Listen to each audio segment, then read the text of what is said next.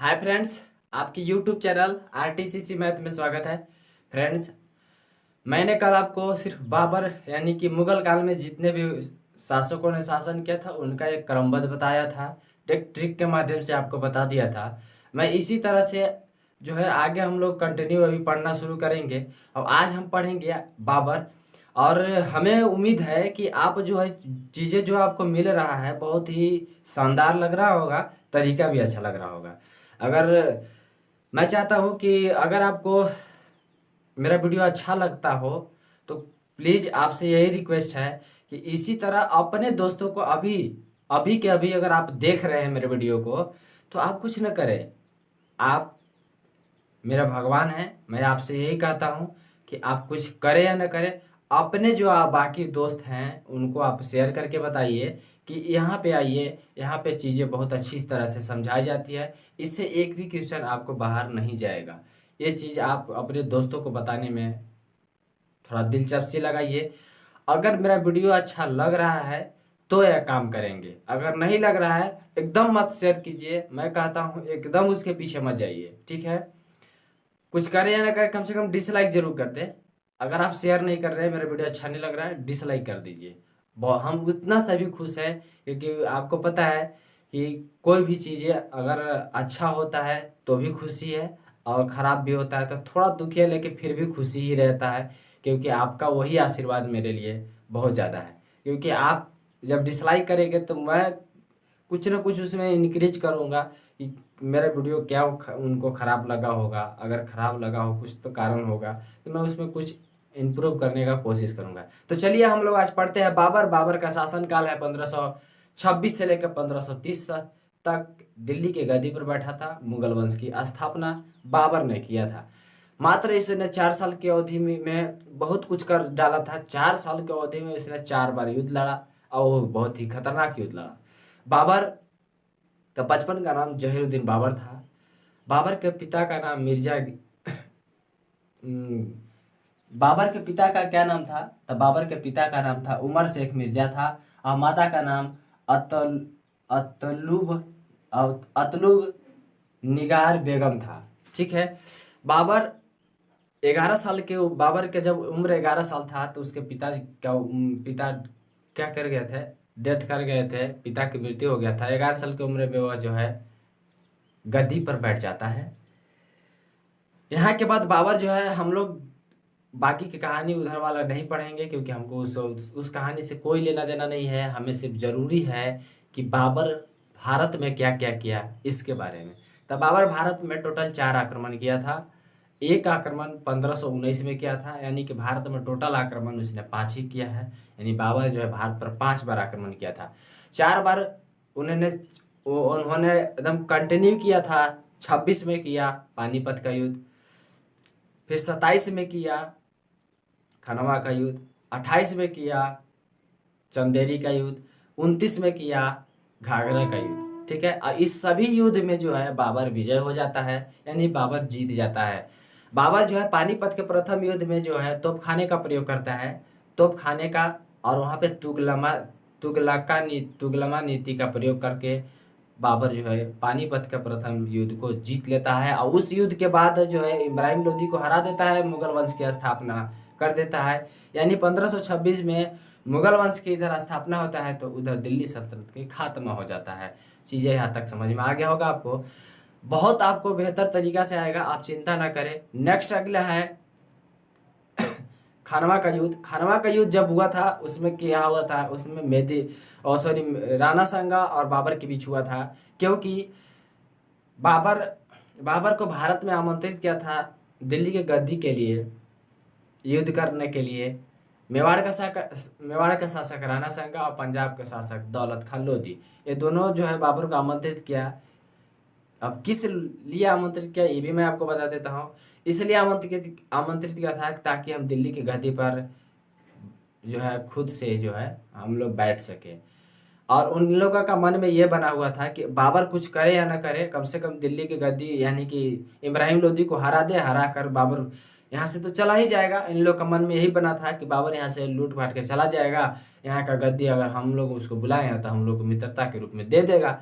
लेकिन ऐसा कुछ नहीं होता है। बाबर को युद्ध के लिए भी ललकार भी देता है और इन लोग बाबर को हेल्प नहीं करता है। और हेल्प नहीं करने के कारण जो है बाबर जब पहला युद्ध जीतता है पानीपत का, तो उसके मन में एक चीज की शंकाएं बन जाती है, चाहे कुछ भी हो आने, अब जो है जो बड़े बड़े शासक हैं उनको पहले हराना बहुत जरूरी, उसका माइंड में सेफ हो गया, दिमाग में सेट हो गया कि ये काम हमें जरूर करना चाहिए।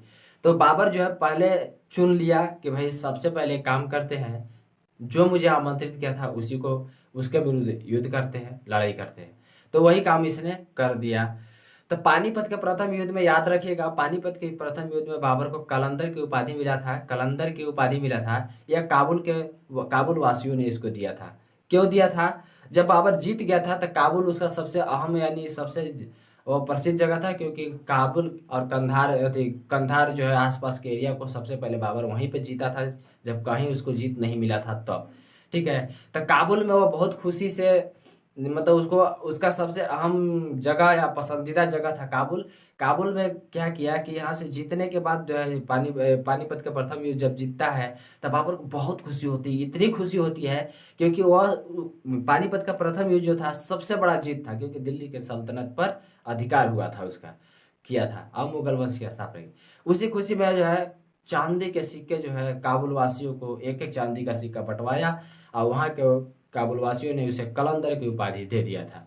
तो याद रखिएगा पानीपत के प्रथम युद्ध में बाबर को कलंदर की उपाधि मिला था। क्वेश्चन पूछा जाएगा या पूछा जाएगा कि कलंदर की उपाधि कब मिला था? तो 1526 ईस्वी में मिला था।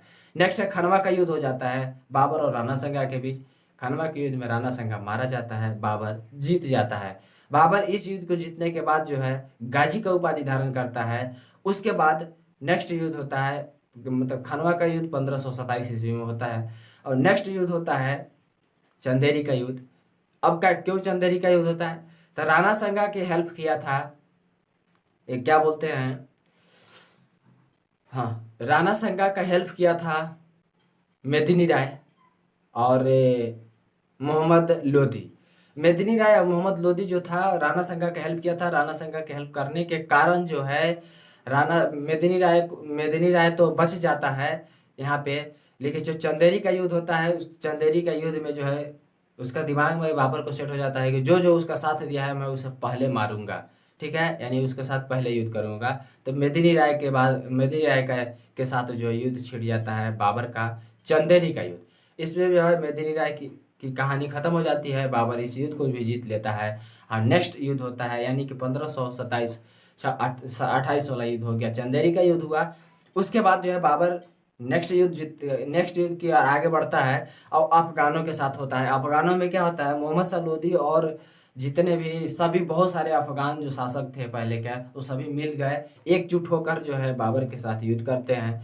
इसी युद्ध में बाबर जो है बहुत ज़्यादा बता रहे हैं, बहुत बुरी तरह से बाबर जो है घायल हो जाता है 1529 ईस्वी में घाघरा का युद्ध में। अब 1530 ईस्वी बाबर की मृत्यु हो जाता है। बाबर का शौक था कि मुझे जब भी मैं मरूं तो मुझे कहाँ पे दफनाया जाए, तो बाबर का सपना था कि मुझे काबुल में दफनाया जाए। लेकिन बाबर जब मरा था तो बाबर को आराम बाग में दफनाया गया था, लेकिन जब उसकी अंतिम इच्छा को पता चला तो लोग वहां से उसे निकाल कर पुनः काबुल में दफनाया गया और यही कारण से काबुल में ही बाबर का मकबरा बनवाया गया। चीज़ें यहाँ तक आपको समझ में आ गया होगा। जो बाबर का जन्म आपको मैं बता दिया था 14 फरवरी 1483 ईस्वी को हुआ था। कोई दिक्कत है? नहीं है। तो चलिए हमने आपको ये सारी चीज़ें आपको बता दी। बाबर अपनी जो आत्मकथा लिखा था बाबरनामा या तुझके बाबरी के भी नाम से जानते हैं उसको भी, जो खुद से अपने से लिखा था बाबरनामा तुझके ए बाबरी जिसको भी कहा जाता है। तो चलिए हम आपको बारी बारी से यहाँ आपको दिखाते हैं क्या है कैसे है। चलिए, बाबर के बचपन का नाम जहीरुद्दीन बाबर था।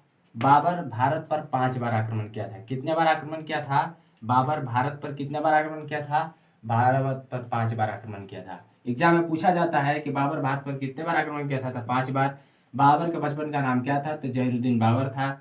बाबर भारत में 4 युद्ध महत्वपूर्ण लड़ा था, जिसमें पहला युद्ध में तोपखाने का प्रयोग किया था और गोला बारूद भी यहाँ पे प्रयोग किया था, ये ध्यान रखिएगा, क्योंकि बाबर के पास सेनाएं बहुत कम थी और इमरान लोदी के साथ के पास सेना बहुत ज़्यादा था, लेकिन एक नीति, एक रणनीति के हिसाब से को उसने सेटिंग किया, उसके हिसाब से लड़ा और बहुत बड़ा जीत हासिल कर लिया। नेक्स्ट ध्यान दीजिएगा, अगला है आपके यहाँ एक ट्रिक के माध्यम से मैं आपको इस क्या बोलते हैं चारों युद्ध को मैं बताया है, मतलब बताने का बहुत प्रयास किया है कि एक ट्रिक के माध्यम से आप याद रखें। ये पान खा चल घर, यानी अपने दोस्त, जब आपका दोस्त पान खा रहा हो तो आप उसे बोलेंगे अब पान खा लिया भाई, अब चल घर। ठीक है, तो पान खा चल घर, यानी कि पानीपत का युद्ध हुआ था 1526 ईस्वी में। उपाधि मिला था कलंदर की। बाबर और इब्राहिम लोदी के बीच हुआ था, जिसमें बाबर जीत गया था। खाना, यहाँ से खास मतलब खानवा का युद्ध हुआ था 1527 ईस्वी में। ठीक है, 1527 ईस्वी में। इसमें बाबर क्या गाजी का उपाधि धारण किया था, और बाबर और राणा संगा के बीच हुआ था। इसमें बाबर क्या हुआ था, जीता था। फिर चल का मतलब चंदेरी का युद्ध 1528 ईस्वी में बाबर और मेदिनी राय के बीच हुआ था। मेदिनी राय के बीच हुआ था, जिसमें बाबर क्या हुआ था, विजय हुआ था। फिर नेक्स्ट है घाघरा का युद्ध हुआ था 1529 ईस्वी में बाबर और अफगानों के बीच, जिसमें बाबर विजय हुआ था। जीता कौन था, जीता था बाबर। समझ गए, तो कौन जीता था, बाबर जीता था। चलिए आगे हम लोग देखते हैं। बाबर तुगलमान नीति का प्रयोग कर 1526 ईस्वी में 1526 के युद्ध में किया था। बाबर तुर्क का निवासी था। बाबर कहाँ का निवासी था, ध्यान रखिएगा, तो बाबर तुर्क का निवासी था। इसने मुगल वंश की स्थापना किया था। बाबर ने जैसे ही 1526 में युद्ध पानीपत का जीता, उसके बाद मुगल वंश की स्थापना किया था। बाबर का जन्म 14 फरवरी 1483 ईस्वी को हुआ था। माता का नाम अतलुब निगार बेगम था और पिता का नाम उमर शेख मिर्जा था। बाबर का प्रथम युद्ध यूसुफ जाई जातियों के विरुद्ध हुआ था। बाबर का प्रथम युद्ध किसके बीच हुआ था, यूसुफ जाई जातियों के विरुद्ध हुआ था। तोप चलाने वाले दो थे, मुस्तफा एंड उस्ताद अली। बाबर जो पानीपत के प्रथम युद्ध में जो तोप का इस्तेमाल किया था, उस तोप को चलाने वाले मुस्तफा और अली थे। ठीक है, मुस्तफा और उस्ताद अली थे। बाबरनामा तुझके बाबरी को तुर्की भाषा में लिखा था। किस भाषा में लिखा था, बाबर जो है बाबरनामा को तुर्की भाषा में लिखा था। नेक्स्ट ध्यान दीजिएगा, बाबर को भारत में आमंत्रित मेवाड़ के शासक और पंजाब के शासक राणा संगा और दौलत खां लोदी ने इसे आमंत्रित किया था भारत में। ठीक है, बाबर कलंदर की उपाधि धारण किया था, काबुल वासियों के से प्राप्त किया था। बाबर को 2 बार दफनाया गया था, आगरा के आरामबाग में और फिर अंतिम रूप से काबुल में दफनाया गया था। बाबर का मकबरा काबुल में है। बाबर की मृत्यु 1530 ईस्वी में हो गया था। बाबर ने कहा था कि भारत का सबसे शक्तिशाली राजा कौन है, यानी सबसे शक्तिशाली शासक विजयनगर साम्राज्य के शासक का नाम था कृष्णदेव राय। बाबर अपने शासनकाल में बाबरनामा में लिखा था कि भारत का सबसे शक्तिशाली शासक है तो विजयनगर साम्राज्य के कृष्णदेव राय, जो याद रखेगा बाबर के समकालीन भी था। इसीलिए इसने कहा था कि बाबर ने कहा था कि विजयनगर साम्राज्य का यानी भारत का सबसे शक्तिशाली शासक है विजयनगर साम्राज्य के शासक कृष्णदेव राय। नेक्स्ट ध्यान दीजिएगा, भारतीय इतिहास का दूसरा स्वर्णकाल मुगल काल को कहा जाता है। याद रखिएगा, भारतीय इतिहास का दूसरा स्वर्णकाल किसे कहा जाता है, मुगल काल को कहा जाता है। हमें उम्मीद है ये चीज़ें आपको बहुत बढ़िया से समझ में आया होगा। मैं आपको बारी बारी से मैंने इस सभी के बारे में मैंने धीरे धीरे करके आपको डिटेल्स बता दिया था फर्स्ट में ही, और उसके बाद मैं इसे बारी बारी से पढ़ा दिया, मतलब आपको लाइन बाय लाइन बताने का पूरा प्रयास किया था। मैं चीज़ों को ध्यान से देखिए, इसको देखने के बाद आप बताइए, समझिए, थोड़ा सा मैं आपको टाइम देता हूँ।